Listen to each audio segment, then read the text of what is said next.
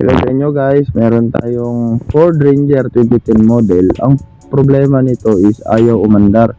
Medyo nahirapan ako kasi wala siyang check engine. Okay naman yung mga fuse niya, tapos binuksan ko yung box, okay naman lahat.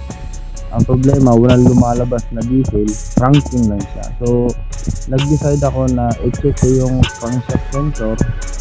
Ayun, nakita ko, tinister ko, sira yung crankshaft. So, nagpalit ako ng ang location nga pala ng crankshaft sensor is nasa ilalim lang. Kung nakikita nyo, yun, medyo mahirap kasi ang camera. Kung nakikita nyo, yung kulay itim na yun ang crankshaft position sensor natin. Nasa transmission lang siya. Yun. So, yun lang yung tatanggalin ninyo. Tingin natin, pandarin natin.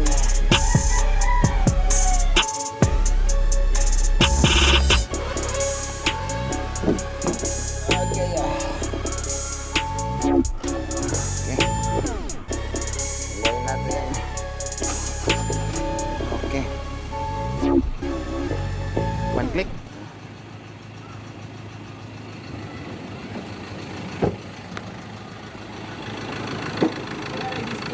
Wala ni display. Ako di ba nagkambya ba na siya, be? Singa ko nagkambya, be. Ipang-uli sa nakaw. Ay pauli sa nimo. Pauli sa akong box. Para kuha nga. Ako sige na ko magkambya. Okay na yan. Ito under na. Makita mo ni mong air gap sa osilo. Ano man, balik ka sa kanya. Sura nimo. Wala problema. Para makita. Balaan mo yun. Para makita ang gini mo ba? Nakay kwan. Nakay unsa ni? Ano ka na?